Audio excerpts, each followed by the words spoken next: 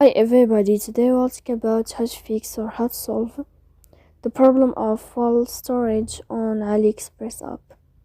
To know how to fix or how to solve full storage on AliExpress app, should just go to settings. Here you can click on apps, default apps, app settings. Then you will enter to the window of AliExpress. After that you can click on first stop and you can click OK. Here we'll enter to the window of storage. Then you can click clear cache.